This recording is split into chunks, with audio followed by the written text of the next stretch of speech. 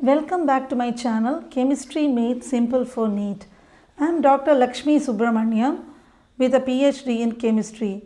I hope you have watched my previous sessions of Unit 14, Class 11, Environmental Chemistry.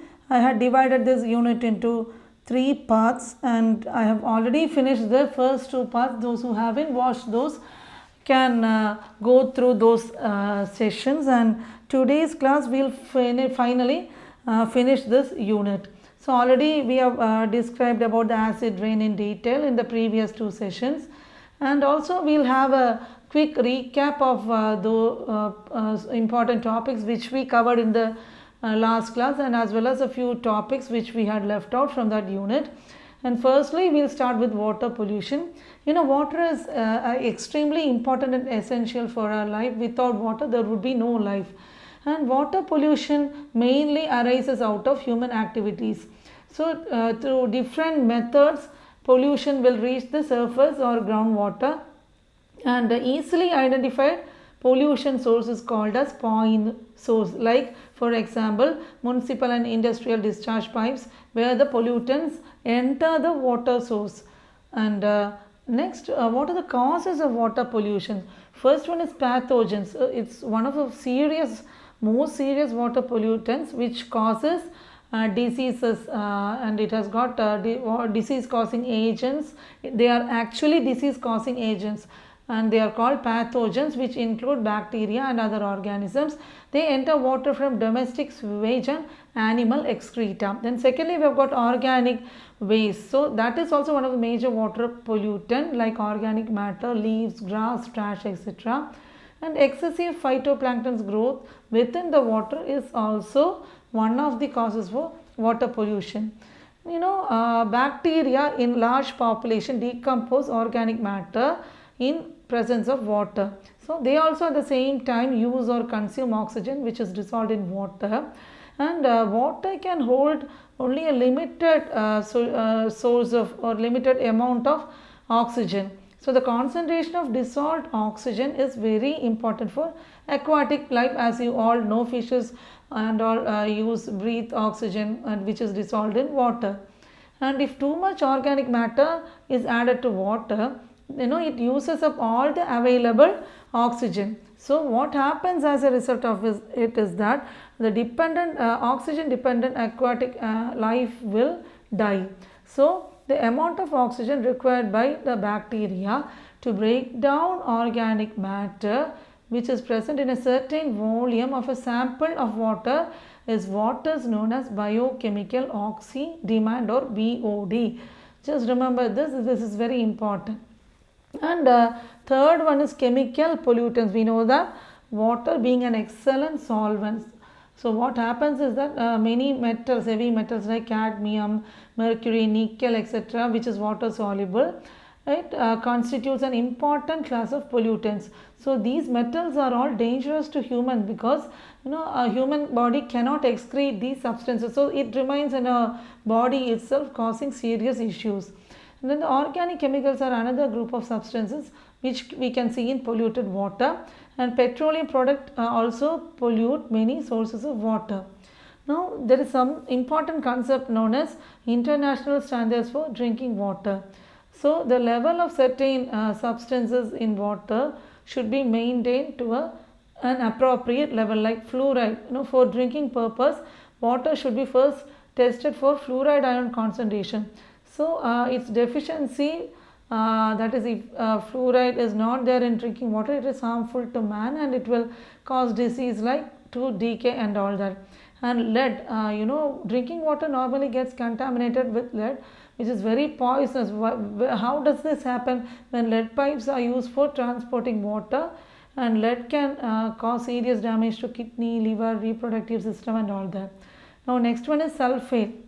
So if drinking water has got greater amount of sulfate, it causes something known as laxative effect, but moderate levels is okay. Then the maximum limit of nitrate permitted in water is 50 ppm. So even excess of nitrate can cause something known as methemoglobinemia, that is blue baby syndrome. Now soil pollution or soil contamination it is caused by the presence of xenobiotic or human-made chemicals or some other alterations in the natural soil or environment. So what are the causes mainly for soil pollution, as we already just learned in the previous session? Waste dumping, mining, pesticides, insecticides, and urbanization.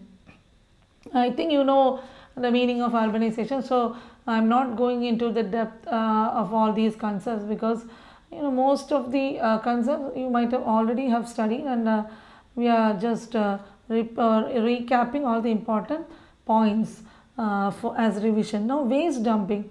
Industrial solid waste, sludge and all are major sources of soil pollution. So mainly industries emit fly ash and all from the thermal power plants. It contaminates the surrounding soil, and also nuclear testing laboratories and the increased number of radioactive nuclear reactions, it contaminates the soil, and radioactive materials which lives in the soil for a long period of time. As I said earlier, they have longer half-life period. For example, strontium 90, it has got a half-life of 28 years. Just imagine, and cesium has cesium 137 isotope has got 30 years of half-life. So that is extremely dangerous to human race itself. Now I have given a simple chart for you to understand, flow chart, the types of water pollution. It is mainly divided into suspended solid and sediments, dissolved solids, and thermal pollution. And from suspended solids and sediments, we have got oils, spillage, and then livestock waste, industrial waste, and leather industries. Then dissolved solids like detergent, pesticides, chemical fertilizers, etc. And also green chemistry in day-to-day life. One important concept you have got to learn is the dry cleaning of clothes. Some clothes which we cannot wash, like silk sarees and all that, we give it for dry cleaning. So what does this process involve? Tetrachloroethane was earlier used for dry cleaning as a solvent. So this compound is extremely dangerous, and it contaminates the groundwater, and also it causes cancer, or it is a carcinogen. So the process of using this is now replaced by another method where liquefied carbon dioxide and along with a suitable detergent is used, and replacement of halogenated solvent by liquid carbon dioxide will cause only less harm to groundwater. And nowadays hydrogen peroxide H2O2 is also used for bleaching clothes in laundry process, and as a result we get better results, and it uses only lesser amount of water. Then something important here we have got to learn is Swachh Bharat Abhiyan. All of you should be very familiar about this. It was first an initiative launched on October 2nd, 2014 by our Honorable Prime Minister Narendra Modi, and this mission is managed by the Ministry of Housing and Urban Affairs of Urban Regions, Ministry of Drinking Water and Sanitation in the rural region. What is the initiative of this is that a national level campaign to clean all the backward statutory towns and to build toilets and all for the poorer section and backward classes. And bleaching of paper. Normally chlorine gas was used earlier to bleach paper. Nowadays we use hydrogen peroxide with a suitable catalyst that promotes the bleaching action of hydrogen peroxide. Now synthesis of chemicals means certain chemicals are manufactured. For example, ethanol. Commercial method of producing ethanol is one-step oxidation of ethene. Ethene is an alkene with a double bond. When it is treated with oxygen 90% in the presence of palladium and copper catalyst in water, we get ethanol. So important method of commercial preparation. Just remember this. And greenhouse effect, as we already saw, the heat caused by the atoms in Earth's surface, it vibrates and it radiates heat and infrared radiations, and the water vapor and carbon dioxide present in the air, they will absorb infrared radiation, and it acts as insulating layer.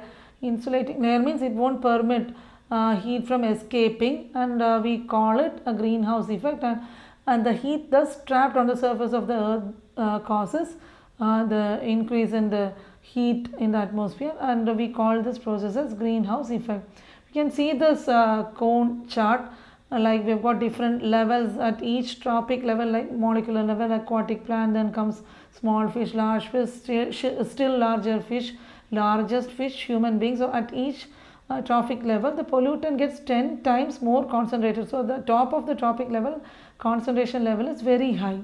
So now with that we come to an end of this unit of class 11 chemistry, and I hope you found this session extremely useful, and you have to revise all these units repeatedly so that you will always remember it.